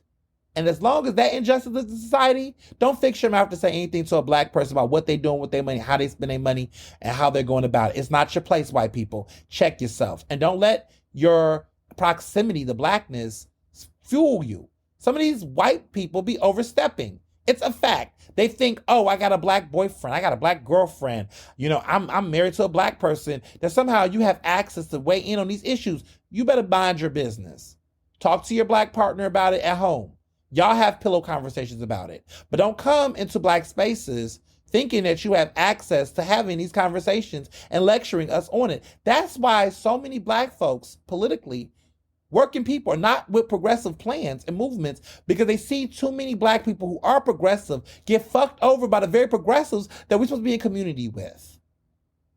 I'm waking it up today. Something in me said, let me put this on the table as we get ready to go down this road with these elections. Because some of these candidates, y'all, it's about to get ugly. I got a bone to pick with some of them personally. And I got a lot to say about some of these policies and some of these things they're saying. And your black friends ain't gonna save you. Don't tell me about Kendra Brooks. Don't tell me about Jamie Gautier. I don't care if they like you. Because you're gonna have to talk to black voters yourself. And you're not going to keep using black people that like you as your support system, Helen Gim. You're going to have to answer for some of the things that you've done. You funded and created and founded a charter school. But you sit up here and want to shame people for it. But I'm going to save my thoughts for later. Just want y'all to know where we at with it. And y'all could go back and run and go tell everything I said. This is a public podcast. Y'all better listen and listen well. Don't chop and screw it. Tell it from the beginning and play it to the end. But back to what I was saying. Long story short, mayor's races, it will not matter to the end of January, and it will not matter until we see who gets on the fucking ballot in March. Whoever makes it on the ballot by March, because between January and March, there's going to be a lot of drop-offs, a lot of fall-offs, and whoever makes it on that ballot by March, that will be the people that we should pay attention to. Period. So there's some drama in Harrisburg. When is there not drama in Harrisburg? So earlier in the previous episode, I think last week's episode, probably before that, I had talked about this good thing about how there was this wonderful opportunity that the Democrats in Harrisburg might take back the state house. I was so excited about it, y'all. I just knew it was going to happen. But there seems to be some problems going on right now, and there's some dispute over this. So initially, Democrat, of course, Joanna McClinton, she basically is supposed to be the Speaker of the House, the first female speaker, the first ever, party leader for any major party in Pennsylvania, in the Commonwealth of Pennsylvania history. Speaker, right? Speaker of the House, Joanna McClinton, majority leader, Democratic leader. That's what they're saying. Pennsylvania House Democratic leader. They're already calling her this. Now, she did a secret sworn in ceremony last week, and the new chamber session begins January 3rd. Apparently, they're saying that she is the person. Now, this is because Democrats won 102 seats in the 203 member body. This happened on November 8th. That's why we all think that they have the majority. However, as of Wednesday, last Wednesday, okay, 3 of those seats are vacant now. So that brings them down to 99 seats. Now, you might be asking, how the fuck did that happen? I'll tell you why. One of the people passed away. He died. One of the Democrats died before the ballot has switched. His name is State Rep Tony DeLuca, who's in Allegheny County. State Rep Tony DeLuca has passed away. He's in the 32nd House District. He passed away between the time he was on the ballot and the voting. So he was dead before November 8th, but he was already on the ballot. So basically, they voted for a dead man. But let me be clear. They voted for a dead man because of the fact that they voted for a Democrat. Voting for him while he was on the ballot allows the Democrats to throw a special election, which basically allows for Democrats to be in the seat. The thing, though, is the other 2 seats. You're saying, okay, well, what about the other 2 seats? So Summer Lee was a state rep. She ran for state rep and she ran for Congress at the same time. She's allowed to do so according to the rules, right?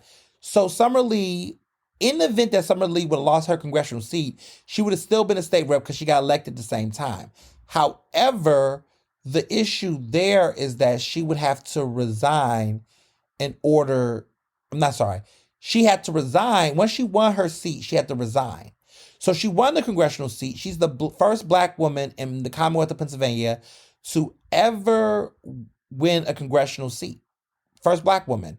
And now her and Dwight Evans are both 2 Black congresspeople from Pennsylvania. Pretty big damn deal right now. Big historical moment.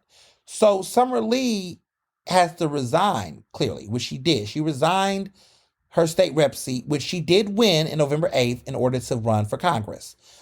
Take over her congressional seat. So she's got that. Now, Austin Davis, State Rep Austin Davis. You all know Austin. He was on my podcast earlier this year. He ran for state rep in his district in the event that he was not going to win his, lieutenant governor seat.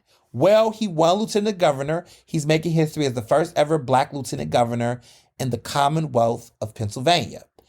He has now resigned from the state rep seat, which the Democrats have. So now there's 3 vacancies. It's the Lucas seat, which he's passed away, and Summer Lee's seat, and Austin Davis' seat. Those are the 3 seats. So now this is weird because now with 99 members, they have people are saying Democrats are admitting they only have 99 members by calling special elections. Yet some people are saying they're also creating internal confusion by simultaneously suspiciously alleging they have a fake gerrymandered majority that has the authority to conduct the business of the House. So it's weird that this is being said. This is a Republican leader, Brian Cutler. He does not want to be running for speaker, but this is a feud. So Joanna McClinton last week basically had a private swearing in session. It was not public. It wasn't glamorous, basically allowing her to be the Speaker of the House. It was kind of weird how it happened because people said, why didn't it happen during the January 3rd session? Democrats have already agreed to make McClinton their speaker, which we knew she'd be the first woman to hold the position, not just first Black woman, the first woman, period, to hold the position since Pennsylvania has been in existence, and it's over 240 years. But one of the things that got me confused about this situation is I don't understand how this worked. There's a video that was shared by the House Democrats that a Delaware County judge had sworn McClinton in during an unpublicized ceremony when she was in the chamber. So she's now the presiding officer of the state house until the new session begins on January 3rd. So the problem with this is that those people had put her in and sworn her in based off of that majority. The problem is there's going to be special elections that need to take place. And so they're putting in these special elections so that when the special elections happen, that they'll be able to then get these seats secure and then get them in. So let me be clear about this. When McClinton said that there was a precedent about this, she told the press, where she said, Democrats won in the past. She said in 2004, a top Republican had themselves sworn in early to schedule a special election to fill a sudden vacancy. And that was when Republicans had a majority before and after November election and retained it even with the vacancy. So McClinton's argument doesn't really stick because Republicans had the majority before and after the November election, and they retained it even with the vacancy. People are saying she had no right to make the move even though they won. They're not agreeing with her on this. It's kind of weird. But at the end of the day, she was able to get sworn in and do this. It's a boss-ass move, but it's a little weird. But because if it was the other side around, I know Democrats would have been raising hell. But that's the messiness of politics. But she's able to have it. So they're going to have these special elections. They plan to get them out the way, I guess, ASAP. So then they can then hurry up, get these seats in, and then finally vote for everything and vote for everything in place by the 3rd. But Democrats are confident that they believe that even with 99 living people on their side, they do think they have enough majority sway of some Republicans crossing over to support Joanna when they have the January 3rd session in place based on everything that's going on. So it's not over until it's over. And this seems to be very sticky, and we'll be keeping an eye on it here on the podcast.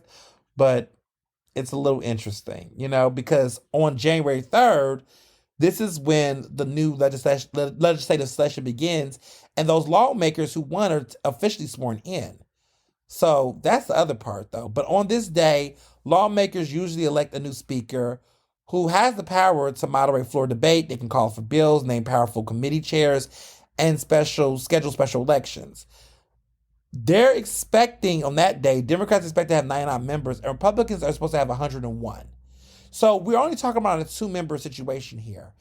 If the 200 people are present, it will take 101 votes for the new speaker to be selected. That means that every Republican will need to show up. Everybody's got to show up. And apparently all people got to show up and they got to make sure they have enough. I'm going to tell you a conspiracy theory. I wonder if some of these Democrats might be petty and snakish and may not show up. Or I wonder if there are some Republicans who might not show up, which will give them Democrats the advantage. I don't know. Maybe all the Democrats show up that day, the 99 that are living and actually eligible. And maybe there's some Republicans who might say, you know what, I'm not going to show up because I'm pissed.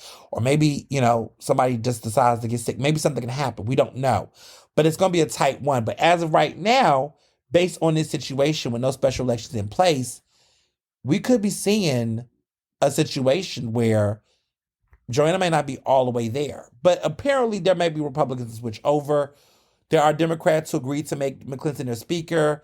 Nobody's going to betray her. Joanna McClinton said that she does see Republicans and Democrats supporting her to be next speaker that will respect the will, quote unquote, respect the will of the voters of Pennsylvania. We'll see. Different people have reported on this, but we'll see what's going to happen. It's just messy. It's just messy.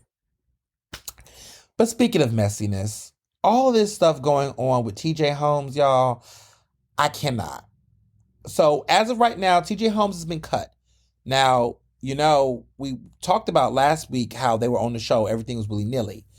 Initially, Amy Robach, who was on the show with him, was also suspended. But apparently Robach is going to go back on. He's not. Apparently the person that's going to be replacing him is DeMarco Morgan. How you doing? Who apparently is going to be replacing TJ Holmes on the show. Now, there's been a lot of questions about DeMarco Morgan. He's a Kappa. He's a black man. He's light-skinned. He's in the same, I think he's younger than TJ Holmes. I could be wrong. But they seem to be in the same type of vehicle. It's the colorism for me. But what's interesting about it though is that Amy, the reason why TJ is suspended is because apparently this man has been having so many extramarital affairs with so many people. He's been fucking everybody over there at ABC. It appears that way. I could be wrong, but it appears that he's been having multiple affairs according to certain reports that for him, it seems like he's been doing a lot of things with a lot of people at the station. Amy Robach was one of many women that he had previously had messed with. Like, he can't help himself over there. And then this is the main man talking about how he's a fan of marriage and all this, had all this judgment for all these people, and look what he out here doing. Giving men just, that's disappointing. That's disappointing. It was not a good day for married men. Black men, get your shit together. Part 5,000. Just, that just really grinds my gears. Given that you just got all this stuff. And yeah. So, white girl stays. DeMarco Morgan is over there now. We're going to see what the ratings going to do. Will they show him love? Will there be, positive vibes? We're going to find out. But, we'll see. We'll see. Now, Derek Jackson, this man, another one, right? This relationship coach divorce situation, his relationship coach, he's finally divorced. I don't know why everybody feels like they got to broadcast their divorces, but I guess when you have been somebody talking about relationships and claiming all this, you got to let everybody know you got a divorce. I'm just like, okay, I guess. Personally, we all saw this coming. But here's a lesson to all these pick-me folks out here, because there's a lot of pick-me folks. Derek Jackson called his wife, his beautiful black wife, unholy when she was dressing, comfortable and sexy and how she wanted to dress. Meanwhile, this man was always running around town shirtless, and clearly was shirtless for a lot of other women and didn't know how to be faithful. And, she was a baddie, his wife, judging her, calling her unholy. And so then she turned herself into, an everyday mom, cut up the sexy and moderate herself for this man, trying to be the pick-me, right? And then this man turned around and dumps her, has an affair with a woman who's a baddie, the same baddie that he told her was unholy. Translation, these men are not shit, and this man was lying, and look what they do. And this is what I mean, because there's a lot of sexist men out here that slut shame women all the time, male chauvinists and all the things, and talk about women keep your clothes on and wear your hair this and all that. Stop it. You don't care about women's hair being natural. Shut up about women's hair, what they do with their bodies and everything like that. The crazy part is that the men that be talking about all this about what they want a woman to look like are always seduced and fucking and sleeping around with women that are completely everything they slut shame about. Hypocrites. Just because you don't know how to control yourself, don't mean you blame another woman for it. Date who you want to date, marry who you want to date, and have the consequences as such. Stop trying to control every goddamn thing a person do. I just think, and there's women out there that I'm so disappointed with that really feel like there's a rule book on what to do. And the crazy part is, do you all hold this same rule book for these men? Like, we got to stop playing into internalized and externalized sexism. I know externalized is not a real word, but it sounds good. Externalized is men who know better that perpetuate sexism. I'm going to make up a word today. Externalized. There is externalized sexism. And let me break that down, what I mean by externalized. Like externalized homophobia, externalized sexism. What that means is, I know this is a word, I'm being creative today, but hear me out. There are men that I've seen in society that know better. And they put on a show in a front with their friends and play into certain problematic sexist ass ideals that they're doing so to still fit in the crowd. It's pick-me culture, but it's for men. And I call it externalizing. So you're externalizing the sexism where you're pushing it outwardly. Now, internalized sexism for women, where they do this, where they adopt these sexist ideals, and they do it in a way where they make these decisions to try to fit in. So they adapt this idea to try to fit in. Men that know better externalizes these ideas, know better, and then decide to do otherwise. Now, that's different from just the sexist, because there's some men who don't know better, don't care to know better, don't mean to do better, don't know better, not doing it for social credit. This is who they fucking are. But there is that little group that I've seen people where I'm like, that's not who you are. Why are you putting on this bravado? Why are you adapting this type of stuff to fit in? So I see a lot of people externalizing things on a regular basis. Facts. There's a lot of people out here externalizing. You better check your friends. But moving along, Van Jones, I'm just going to leave it like this. CNN, if you think having Van Jones on as a black voice or something the community wants, I want you to reconsider. It's not that I watch CNN that much anymore. It's been disappointing me lately. But I just want to say that Van Jones is not it. Recently, he did the labor of thinking that going to this Jewish event, he wanted to apologize on behalf of the black community for not speaking out about anti-Semitism and dealing with Kanye West. I don't know who the fuck he's talking about, because here on Ernestly Speaking, we talked about it, and I don't know what the fuck he's talking about. Black folks on Black Twitter was definitely talking about anti-Semitism, and while there were some people that did have these views, a lot of them were also white people too. But this need to apologize on behalf of the black people. Can you apologize on behalf of yourself for how you've been in bed with the Trumps from the very beginning, and you've been sitting around here telling Trump he was presidential and never actually held yourself accountable for how you kissed these motherfuckers' ass? Can you actually do that? Can you start with apologize on behalf of yourself and that you aligned yourself with them who are also anti-Semitic? We know the Trumps are anti-Semitic, right? We know that just because, Ivanka is talking to Jared Kushner, she's married to him, does not exude her from the problematic nature of defending her father, who has definitely said anti-Semitic things and definitely put himself in a position where he thought the quote-unquote the Jews should be loyal to him because of his political stance on Israel. Come on. Let's not. So then we go on. Deion Sanders. So I know this is a moot point and we've kicked this dead horse, but let me just say this just quickly. I don't want to make this a long thing, but people, the reason why folks was upset about Deion Sanders leaving was not because of higher pay, but because of the fact that this is a man who ran around gassing up what he was going to do for HBCUs, made all these promises, and then turned around and ran to a white, predominantly white team that basically is also doing piss poorly and not doing good, and he's going to put his energy to revamp them. If that was always the plan, if that's what he was going to always do, he could have did that, could have stayed at, Mississippi State University, MSU. He could have stayed there a little long, at HBCU, maybe an extra year, but if he was never going to do that, he should never, ever got in the situation with JSWA, J-SWAT. Never should have got in the business of that. Should never been out here advocating, talking about saving HBCUs, doing all this fronting about it. If you was only going to use this to level yourself up, there's a lot of people that go to HBCUs to exploit them and then leave them bay. That's not what I'm going to be doing. That's not what I have been doing. I don't plan to do that. I love Cheney. I love being a professor there. And I just think so many people out here need to just take a grip. So I just want to put that out there, that was happening.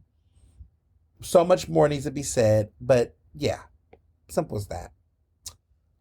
Moving along. So a lot of you all have asked about the Lensa artificial intelligence art. Mr. Owens will not be doing that. Myself, I'm not doing that. I see some people are doing it. I'm going to reserve judgment on all of it. All I'm saying is that anytime I see these types of trends, I cringe.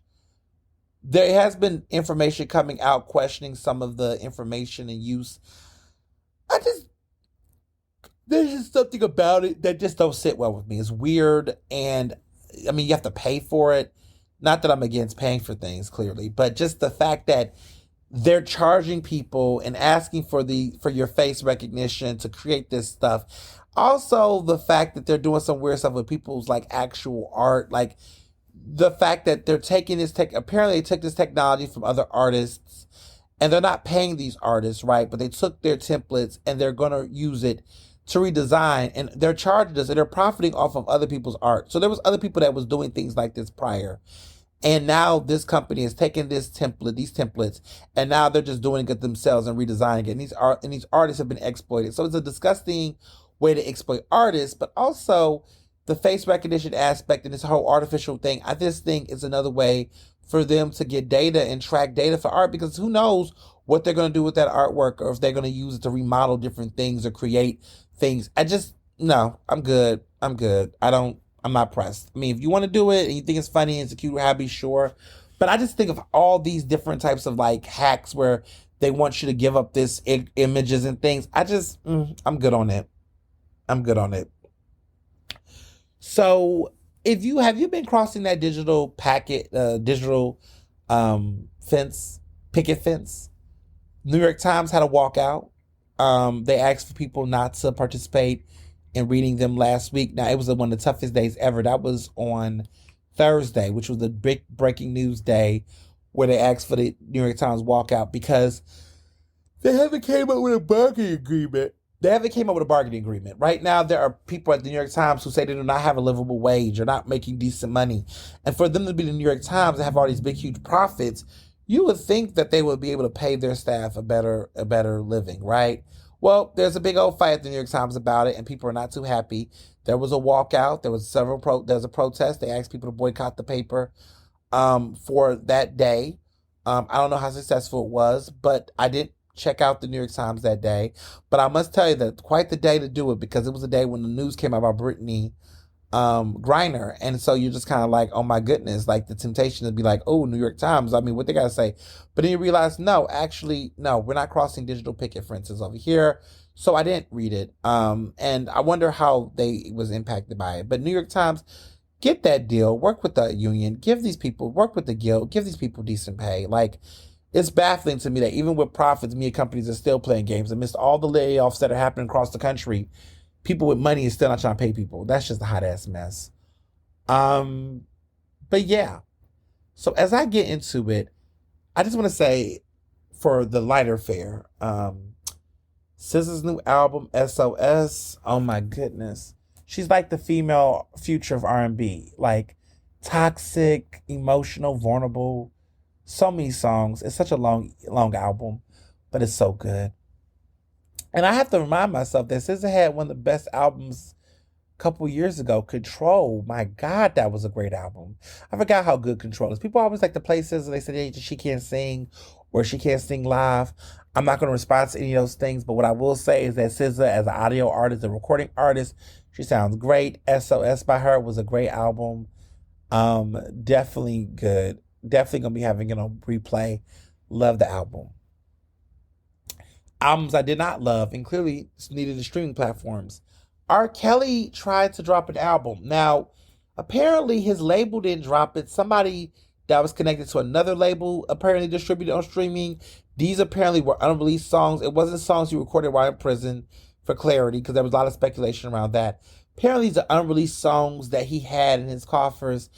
And they called the album I Admit It, and they put this graphic of it. It was really weird, but streaming platforms across the country have removed it. So anybody who was listening to it or could listen to it, I don't know if it's still out there, but yeah, they shut that down immediately, which was a good move on their part, because, like, come on, who's listening to R. Kelly right now? And who wants to listen to R. Kelly right now, to be honest? So, yeah, stay woke. This is a little sad. I thought I was done with sad news, but Celine Dion, is going through it. She has stiff person's disease, is what she's calling it.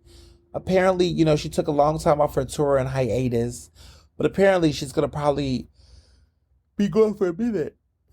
It just seems like so much be happening to her. She lost her husband, Renee, who she was with for a long, long time.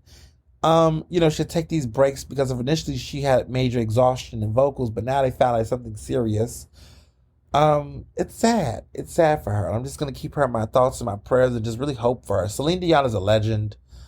I grew up on Celine Dion. Celine Dion is like, when I think of the 90s, when I think of like popular women singers, that can hold notes for real, I just think of her. Like, she just has so much swagger and just, oh, she's just everything. I really love Celine Dion. And not, a lot of y'all want to be like, oh, this the Titanic lady. Listen, some people, I'm one of those, yes, I'm young, but I have sometimes an old soul.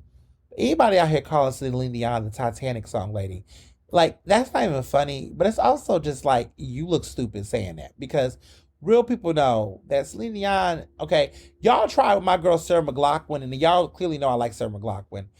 Sarah McLachlan, y'all be like, oh, that's the lady who got the animal shelf songs, shelter songs. Amanda says this all the time. I'll be like, y'all need to put some respect on Sarah McLachlan. She ran the 90s, and the Lilith Fair was every fucking thing. And let me tell you about Sarah McLachlan, okay? This woman have numerous hits, okay? Okay, you all talk about The Eyes of an Angel. I Will Remember You, Dawson's Creek, that's her. When Somebody Loves You from Toy Story 2. Okay, classics. Surfacing, Building a Mystery. Building a Mystery is like one of the most iconic songs in the 90s. Like, what are we talking about? Angel. I know y'all love Angel. You know. Possession. Oh. And I saw her in concert, and she's awesome. Fallen, that album, Surfacing. Fumbling Towards Ecstasy. I don't understand. It was Afterglow, which had Fall on it. Oh my gosh, she has so many songs.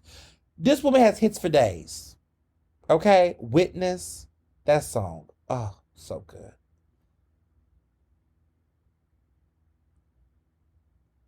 Just don't play with Celine. Don't play with Celine. Don't play with Sarah McLachlan. Leave my Canadian women artists alone. Leave my Canadian singers alone. Leave my Canadian girls alone. Period. That's all. Don't fuck with Celine at all. Period. So, yeah. That's music for me. That's where I'm at. Music. SOS. Been playing it, loving it. That's what I'm listening. That's what I'm grooving to right now. That's my move right now. So Golden Globes is coming up, and I know a lot of people are talking about it. Golden Globes is coming up this upcoming. It's coming Monday. So some of you all listen to the podcast. Y'all know it comes out.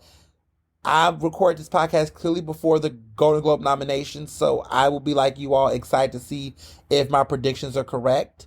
But here where I stand. Golden Globe nominations is a precursor to the Oscars. Not 100% because they always have some wacky doodle, like what the fuck, who's getting nominated, where that person come from type of situation. But the Golden Globes are fun. They're going to be in January, the award show itself. But the nominations are coming out, comes out Monday. So the time this podcast comes out, some of y'all might listen later on. The Golden Globe nomination may be out. But here's my predictions early. I predict Colin Farrell is going to get nominated for Best Actor. Brendan Fraser is a question mark because, he talked about being sexually harassed by one of the Golden Globe members. He says he will not attend the event even if he's nominated.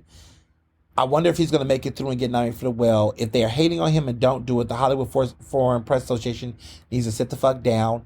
I'm curious if they're going to run it on TV this year because, they've been taken off due to lack of diversity of members in the Hollywood Foreign Press Association. The lack of diversity is so disgusting. The NBC took them off the air, even though they did give some good Golden Globe love to people like last year, Will Smith.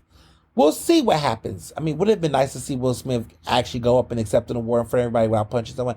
Now, he did a couple of award shows where he did, so I must give him that. We'll slap someone. But, here we are.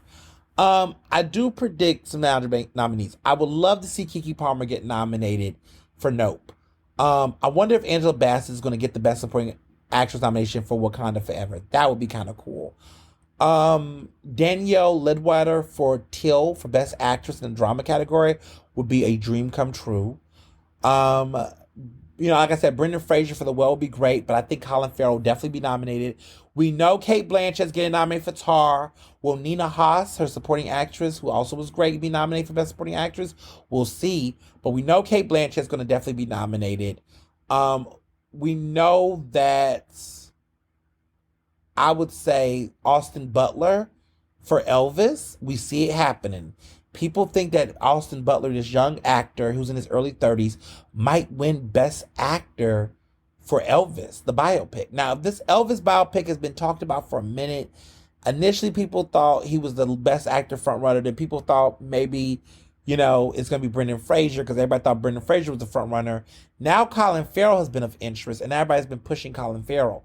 It's been really interesting to see the award season, kind of kind of shape. To me, the three lead frontrunners who are definitely going to get nominated for the Oscar would be Colin Farrell.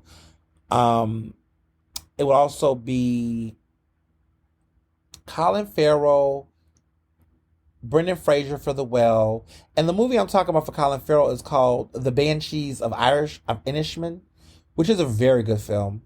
And then, of course, Austin Butler for Elvis. I don't know. People really loving Elvis. I can see Elvis getting a lot of nominations at the Golden Globes. I wonder if Tom Hanks will get that Best Supporting Actor nomination, even though a lot of people did not like Tom Hanks' performance in Elvis. I thought it was okay. But a lot of people are talking about this film, and a lot of Academy members are excited about it. So I don't know what the Hollywood Foreign Press Association is going to do. I want to see Rihanna. Okay, Rihanna. I want to see Rihanna get her first Golden Globe nomination for Lift Me Up.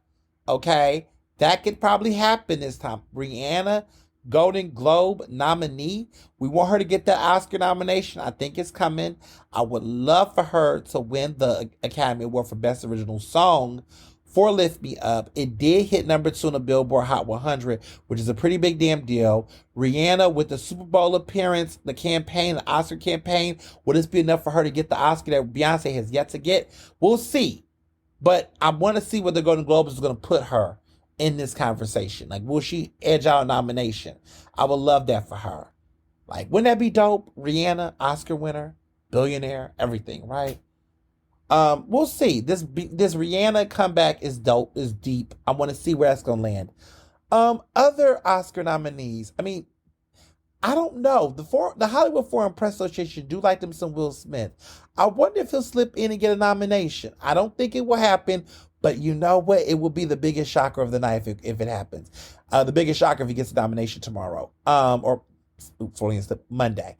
I'm curious about it. I don't know. But I got so many thoughts about these nominations.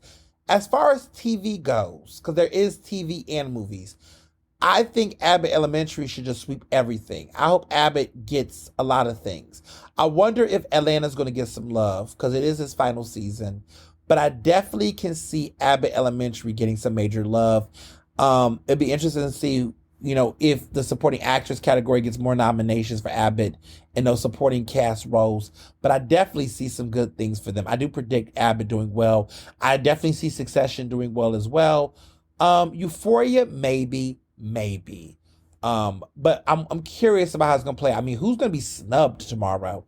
Will be the big one. I don't know who the major snubs is going to be. Because Golden Globes, you got to remember, they have categories, unlike the Oscars, drama and comedy categories. So if you get snubbed at the Golden Globes, that's like they really wasn't feeling you, because they literally have a comedy category and a drama category for films and movies. So if you can't get into any of these categories, like, I don't know what to say. So we'll see. There'll be some surprises. I love this. I love award seasons. So I'm excited about that. As far as TV, y'all, I've been watching some good TV. I don't really watch a lot of TV, but I've made some points to make some time to watch some TV. So my show I recommend is on Amazon Prime. It's called Riches. It's 6 episodes. It's Black. It's African. It's British. It's great TV. Highly recommend the show. Watched it, couldn't get enough of it. It was really easy to watch, easy to breeze through. 6 great episodes. The ending was fun. It's a fun show to watch. Everyone's good looking. Everyone's fun. It's very great loopholes and surprises. I enjoyed it. Great TV. Highly recommend it. Watch it. It's called Riches. Abbott Elementary, that winter finale, oh my God, so good. I don't even know if I'm going to tell it. Abbott Elementary does so much good work in like 30 minutes. 30 minutes, they're able to do what a lot of shows can't do in an hour. Love that winter finale. They brought all the stops, all the elements, all the fun. It was a great episode, because I'll tell you this much. I won't give it away, but they were outside the classroom this episode, which was kind of fun to see these characters like outside of like the classroom energy. And the stuff that was going on made it super funny. It was incredible. Give Janelle James the Golden Globe and the Emmy. Love you, Cheryl, but she needs it next time. Period. And what I also watched, which was also interesting enough, was I watched the first part of the 6 episode documentary series. The first 3 episodes came out this week of Harry and Meghan. I'm going to watch the other 3 episodes, but I did watch it. Harry and Meghan is this Netflix documentary. Now, I have so many thoughts. I don't want to belabor too much, but what I will say is about that show. So I got multiple thoughts going on. Let me just decompartmentalize real quick. First off, I am structurally, I have my own reservations about Prince Harry and Meghan Markle and how they're going about this whole thing. It's giving slight grifty. Like, you all are talking all this shit about, oh, everybody is saying these things about us. So now we want to make millions of dollars to tell you about the real story. And it's like, are you telling us the real story, or are you just trying to do image control? And that's fine if you can do image control, but it's also kind of like weird because it's like you guys are highly rich, famous celebrities that are like huge and got money, and you want to get paid to straighten the record, and it's like nobody needs to know our business, our privacy, but then you want to make money telling your business. Maybe you should just say, I don't want people to know my business unless you're being paid to know it. Because I'm willing to tell you what you want if the check is right. Because like, it's book deals, it's documentaries. I'm just at a point where I'm like, do I give a fuck this much about this world? Like, it's a little too much.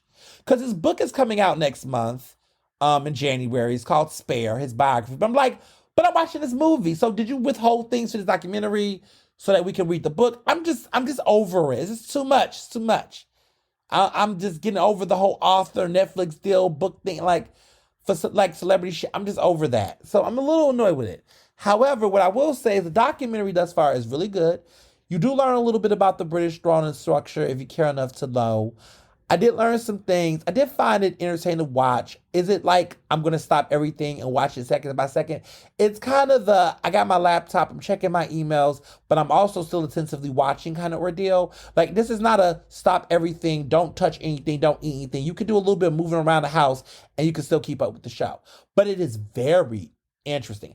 I was more fascinated with Meghan Markle's experiences and her upbringing compared to Prince Harry. I think we know a lot about him already. So some of it we already kind of knew.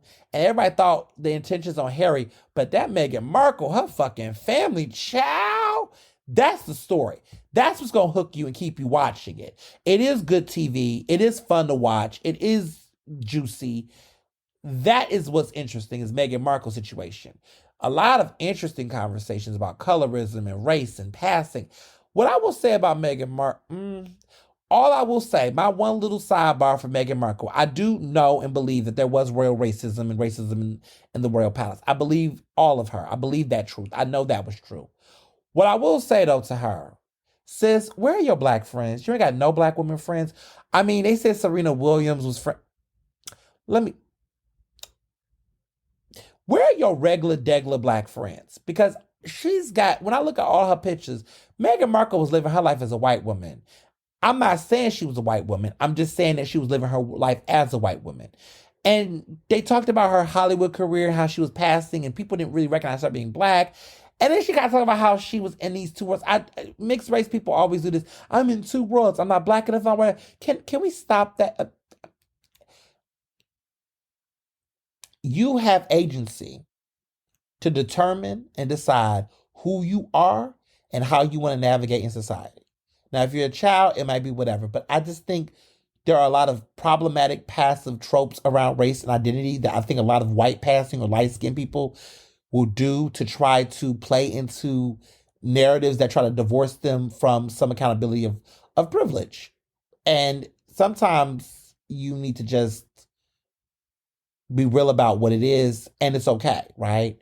Like, maybe you navigated through society and you benefited from being light-skinned and passing, quote unquote, that the racial ambiguity allowed you access to things. You probably lean into that for the ability of survival. That's a realistic experience. That's how racist society works. That's how white supremacy works. I mean, let's just be clear. Maybe that's what you felt like you had to do in Hollywood, or you felt like Hollywood did to you, or whatever it was to get into the space. But I mean, she does talk a lot about, she does acknowledge these issues. But then there's parts of her, she says stuff like she didn't even know racism was like a thing. And so it's some moments where I'm just like, ew, sis, girl,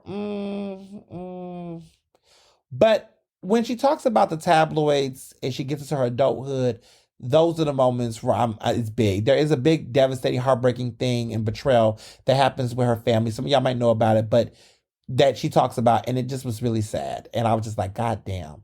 I won't talk about it, but it's in episode 3.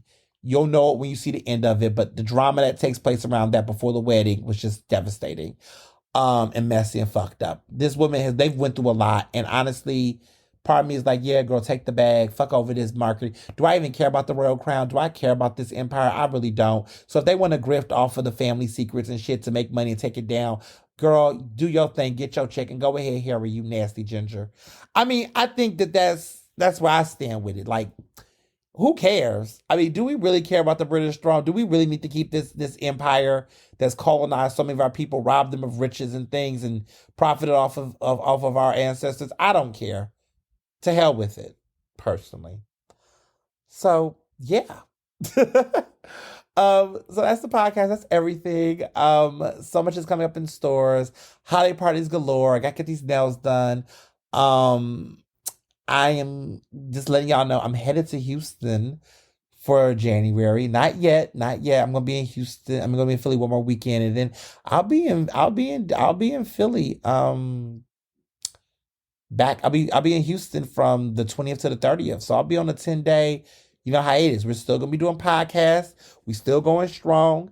We getting close to the end of the year, which will be episode 100 of the entire podcast, which is going to be exciting. The countdown is coming near. We're getting closer and closer, but by the end of the year, we'll be at episode 100. So giddy up for it, y'all. And then we'll take a break. We'll take the winter break as always, and then we'll be back on with the show. So as always, be well and be best. Ernestly Speaking is recorded in Philadelphia, Pennsylvania, and can be found on Apple Podcasts, Google Podcasts. To stay up to date with the latest on the show, follow me on Facebook, Twitter, and Instagram at Mr. Ernest Owens. Use the hashtag Ernestly Speaking to tell me what you thought about this episode, and check out my website at ernestowens.com.